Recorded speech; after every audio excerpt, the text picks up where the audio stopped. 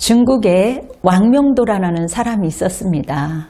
이 사람은 존경받는 목회자였는데요. 과거에 문화 대혁명 시대였습니다. 모든 종교를 말살하는 시기에 이 사람이 전도를 너무나도 잘하는 거예요. 그래서 그 당시 공황당국은 이 왕명도의 믿음을 꺾기 위해서 그리고 그 사람을 배신시키려고 당국에서 잡아갔습니다. 아무리 고문을 해도 꺾이지 않는 거예요. 그 믿음이 꺾이지 않는 거죠. 그래서 공황당국은 안 되겠다 싶어서 부인을 데리고 와서 괴롭힙니다. 그래도 안 되니까 그 부인까지 고문을 하는 거예요. 결국 배교하게 됩니다. 그런데 집에 돌아와서 생각해보니 너무 괴로운 거예요. 내가 주님을 배신하다니 너무 고통스러운 거죠. 근데 그 고통이 사라지지 않고 점점 더 심해지는 겁니다. 차라리 죽는 게 낫지. 도저히 그 상태로는 살 수가 없는 거예요. 그래서 왕명도는 커다란 종이에 나는 예수님을 부인한 죄인입니다. 그러나 주님은 살아계십니다. 그분은 나를 용서해 주셨습니다. 나는 그 예수님을 믿습니다. 라고 썼습니다. 그리고 그 큰 종이를 가지고 중국의 천안문 광장에 있는 중국인민정부 앞에 단호하게 예수님은 살아계십니다. 라고 외치며 자신이 쓴 커다란 종이를 목에 걸고 모든 사람들이 볼 수 있도록 돌아다녔습니다. 결국 그 이후에 감옥에 가게 되었고 끝까지 믿음을 포기하지 않았습니다.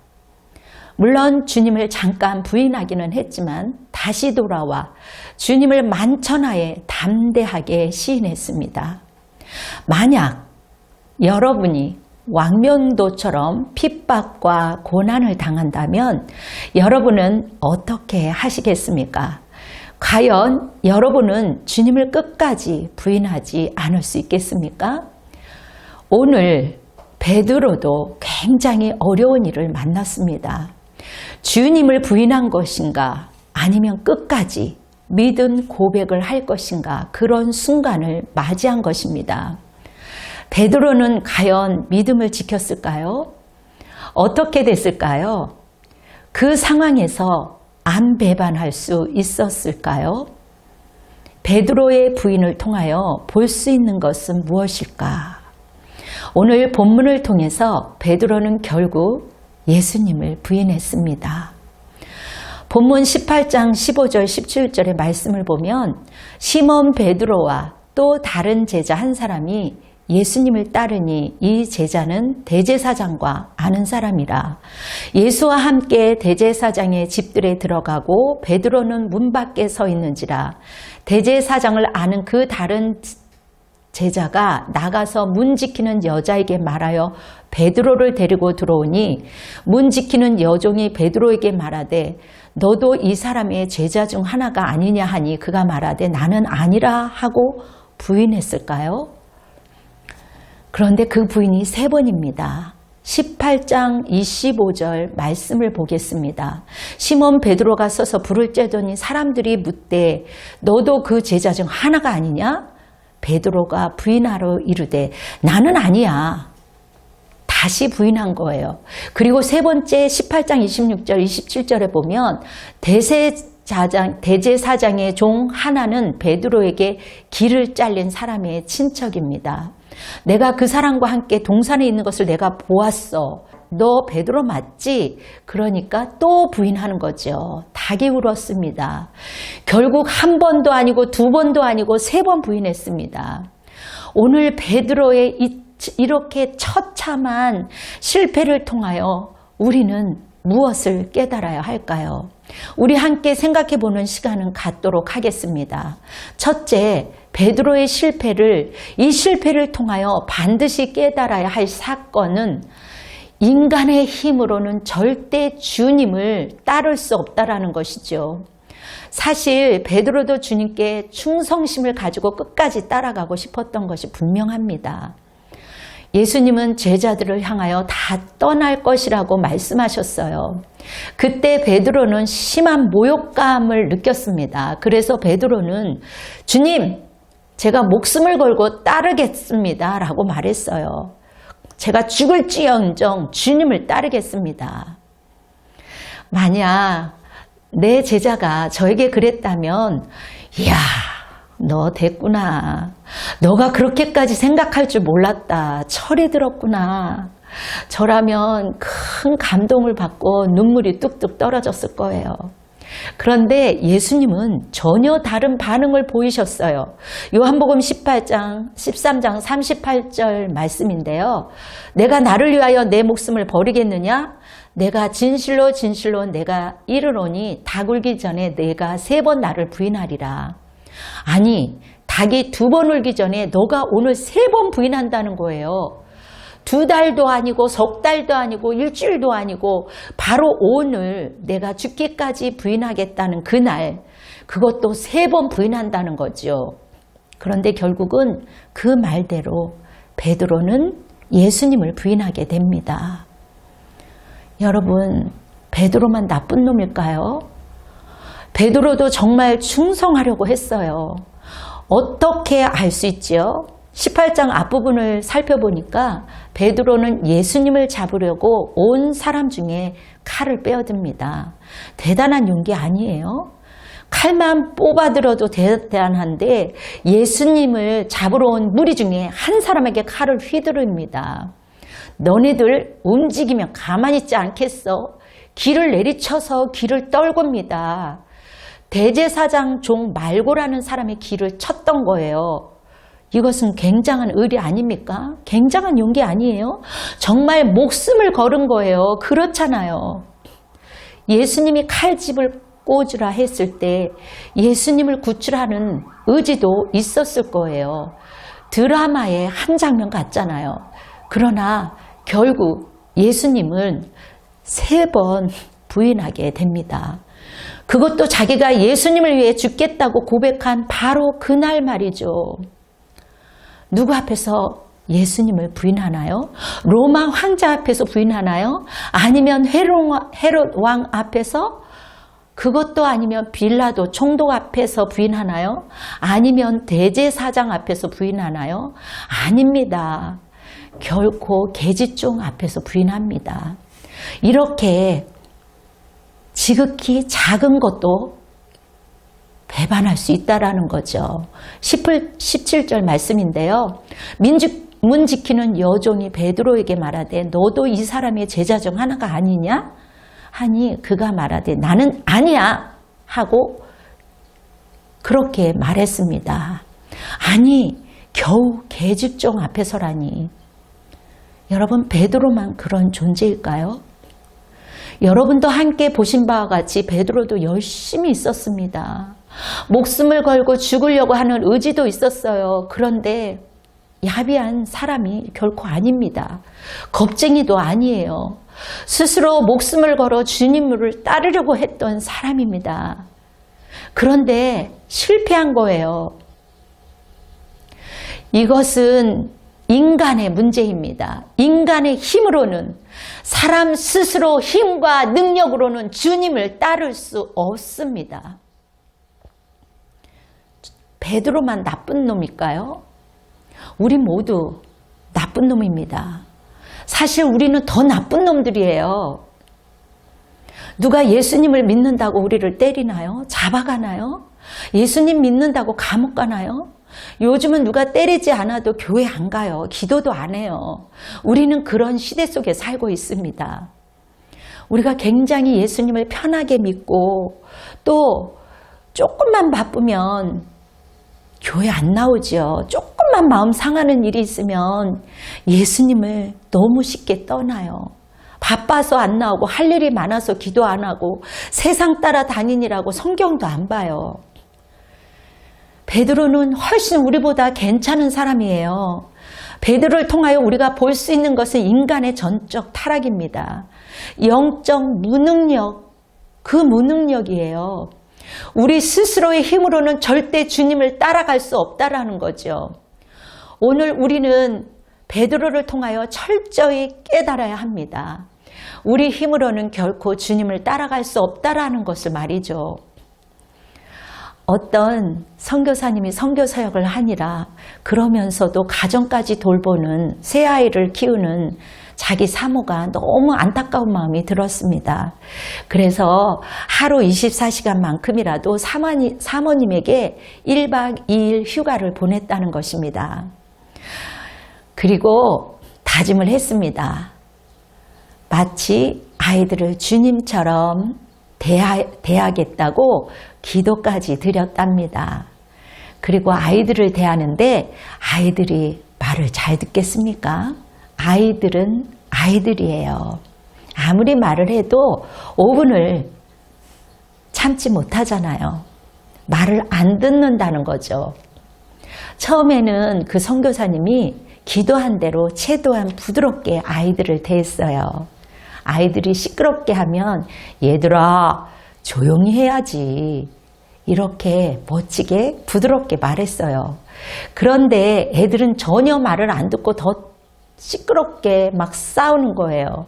너무 화가 나서 노려보기도 하고 한숨도 쉬기도 하고 소리까지 지르는 겁니다. 그리고 나서 아이들을 재워놓고 기도를 하는데 주님께서 선교사님을 꾸짖는 거예요. 아이들을 나처럼 대한다면서 네가 나한테 아까 노려보더라. 네가 한숨을 쉬더라. 네가 나한테 막 소리를 지르던데 그렇게 꾸짖으시더라는 거예요. 그때 목사님이 아하 맞아요 주님.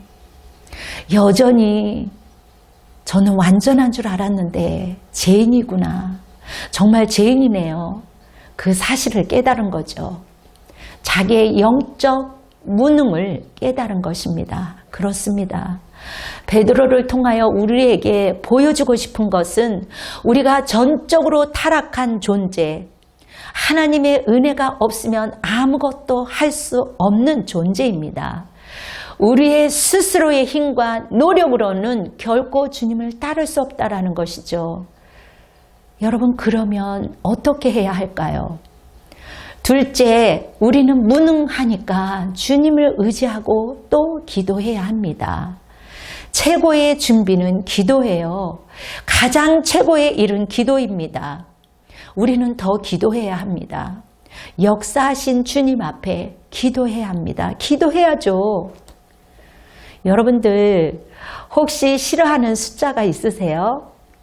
혹시 어떤 숫자에 대하여 트라우마가 있을까요? 베드로는 확실히 있었을 것 같아요. 3이라는 숫자에 대해서 말이죠. 아마 베드로는 화장실을 가도 세 번째 칸은 안 썼을 거예요.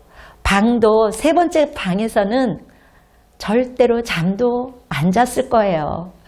물건을 사도 3개씩은 안 샀을 겁니다. 왠지 아세요? 예수님을 3번 부인하지 않습니까? 그리고 예수님께서 베드로를 찾아 회복시켰을 때도 3번 나를 사랑하느냐 물으셨거든요. 그리고 말이죠. 베드로가 실패하지 않아도 예수님께서는 기도할 수 있는 기회를 3번 허락하셨습니다. 예수님이 기도할 수 있는 기회를 제자들과 우리에게 주셨어요. 겟세마네 동산에서 예수님께서는 베드로와 제자들에게 기도할 수 있는 기회를 주셨어요. 3번이나 말이죠.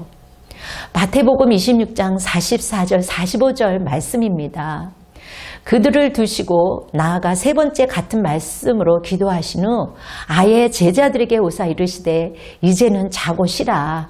보라 때가 가까이 왔으니 인자가 죄인의 손에 팔리느니라. 주님께서는 3번이나 기도할 기회를 주셨습니다. 심지어는 기도해야 할 이유도 말씀해 주셨어요. 시험에 들지 않게 깨어 기도하라.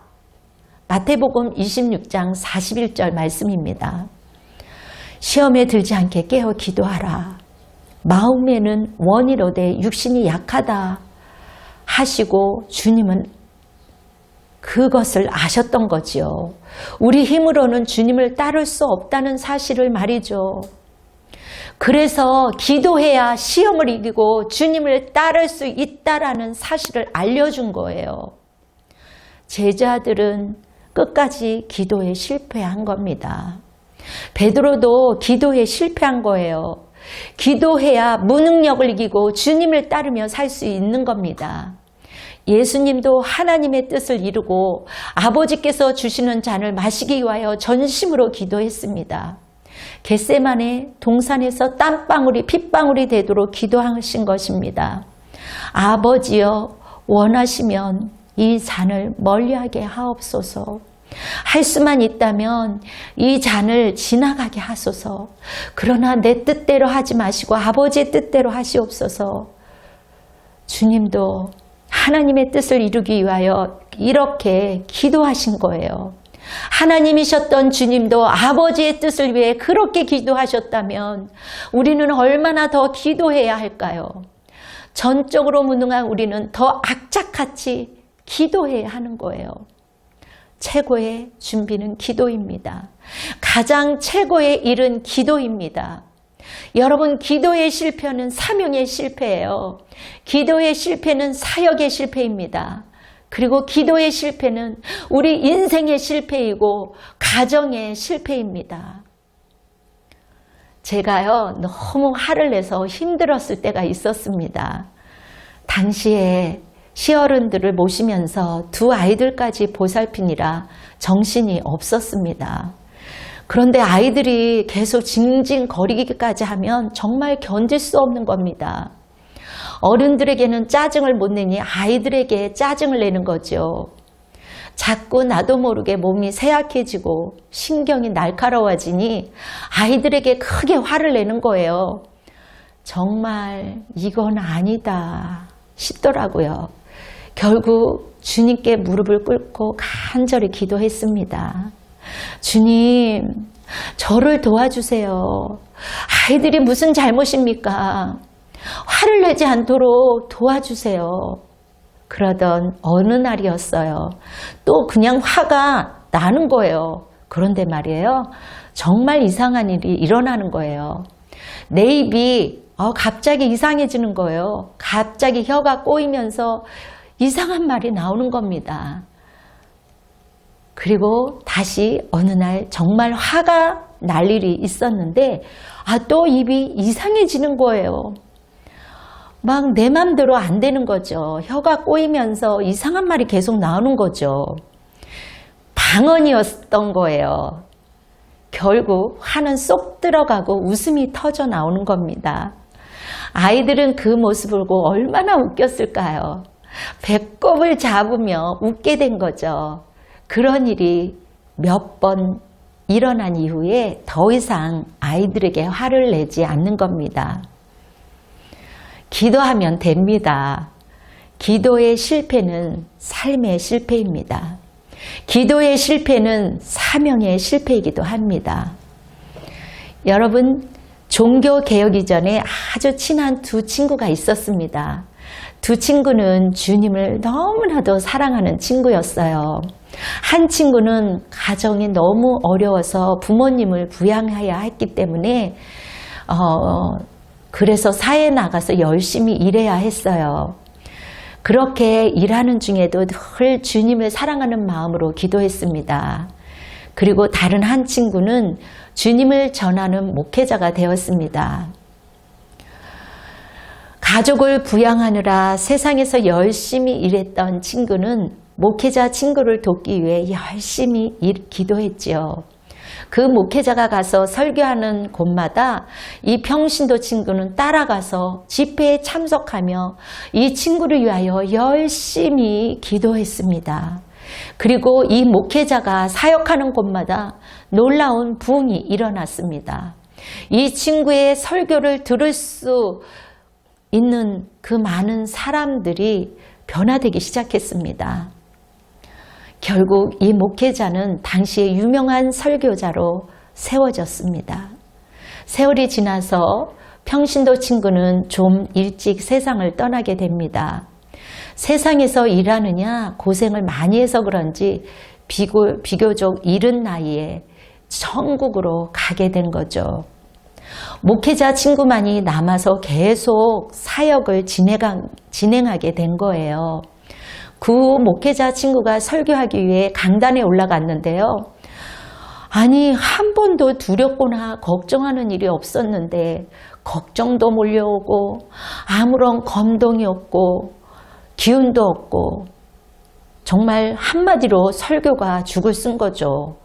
그런데 그 다음에도 계속 그러는 거예요. 결국 그 목회자는 이런 말을 남겼답니다. 아, 기도했던 그 녀석이었어. 내가 아니었어. 그렇습니다. 기도하는 사람이 사명을 감당하는 거예요.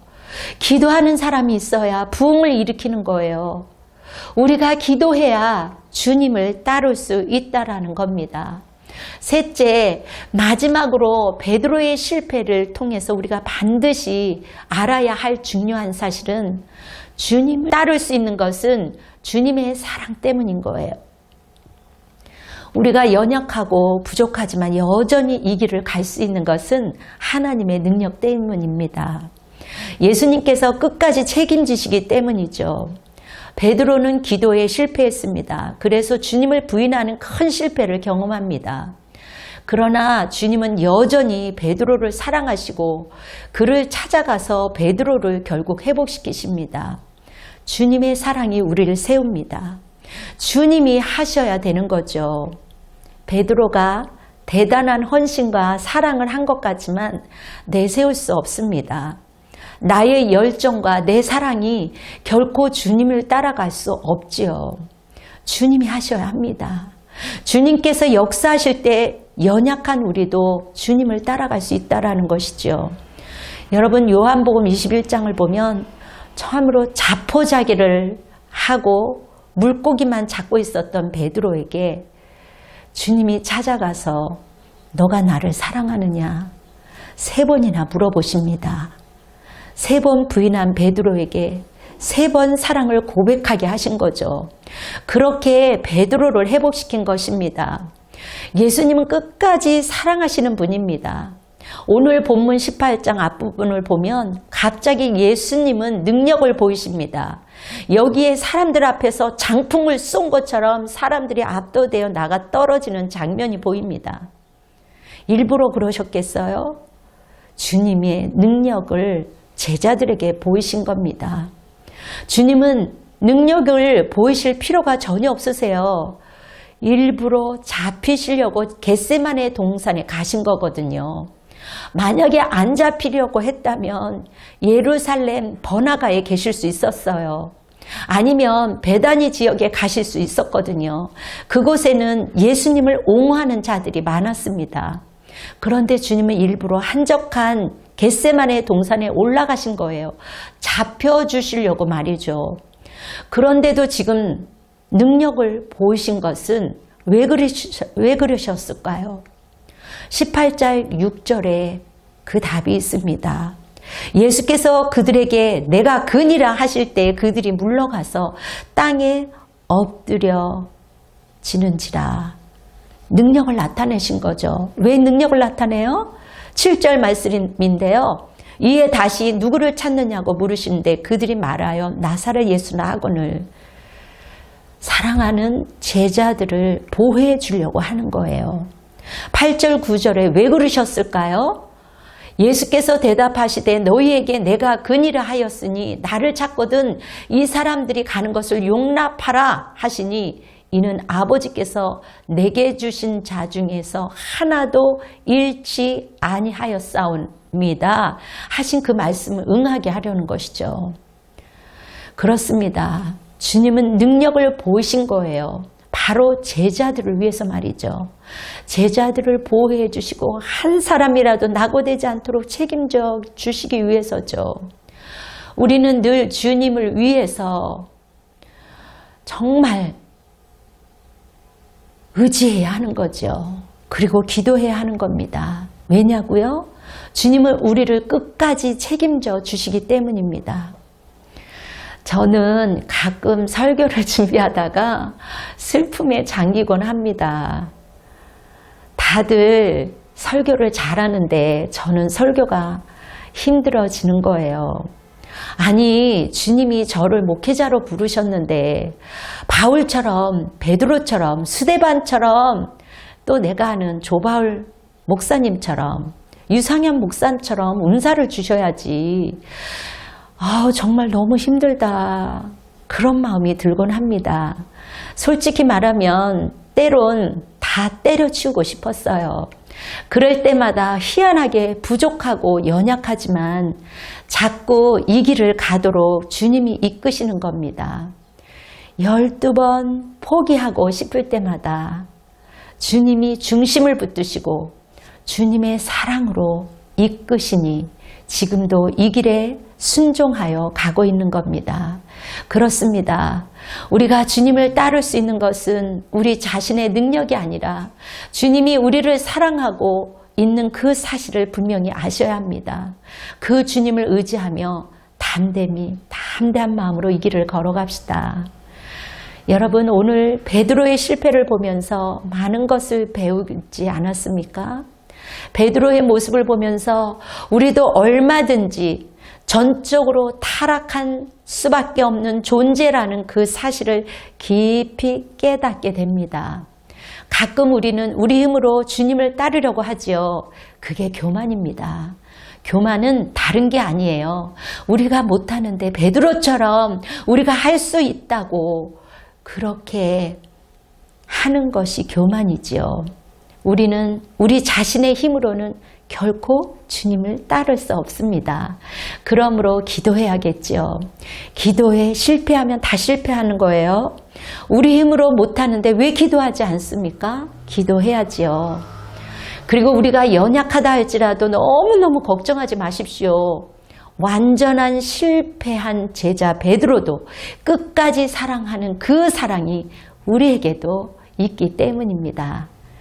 결국 하나님의 사랑이 우리가 주님을 따를 수 있게 하고 또 끝까지 주님을 믿을 수 있게 하고 영생을 얻을 수 있게 하기 때문입니다. 우리가 결코 좌절할 수 없는 것은 그 예수 그리스도의 십자가 사랑 안에서 내 생명을 책임지시는 그 신실한 앞에, 그 사랑 앞에 우리가 서 있다라는 것입니다. 그분의 성실함 앞에 날마다 나를 위하여, 그 연약하고 좌절할 수밖에 없는 나를 위하여 은혜로 이끄시는 그 주님이 계시는 거예요. 그 어떤 것도 십자가 앞에서 우리를 멈출 수 없습니다. 그 모든 것을 다 이루신 하나님께 감사와 영광을 올려드립시다.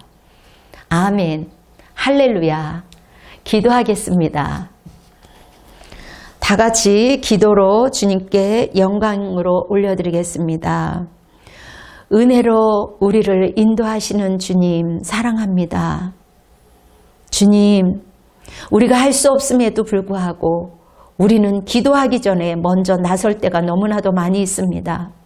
주님, 그것이 교만임을 알게 허락하여 주시옵시고 늘 아버지 최고가 기도임을 알고 하나님 기도로 말씀으로 무장하게 도와주시옵소서. 이 나라와 이 민족을 주님 불쌍히 여겨주셔서 하나님 수많은 하나님의 사람들이 이제는 기도로 하나님 이 대한민국을 장악할 수 있도록 하나님 기도로 불을 지필 수 있는 큰 은혜를 부어 주시옵소서. 이제는 우리 주 예수 그리스도의 은혜와 놀라우신 하나님의 그 사랑하심과 성령님의 역사하심이 오늘도 기도로 승부를 보겠다는 아버지 하나님 이 방송을 듣는 온라인 가족들 머리 위에 그리고 선교사들과 위정자들과 열방 위에 지금으로부터 영원토록 함께할지어다. 아멘. 주님께 영광의 박수로 올려드리겠습니다. 여러분 승리하십시오.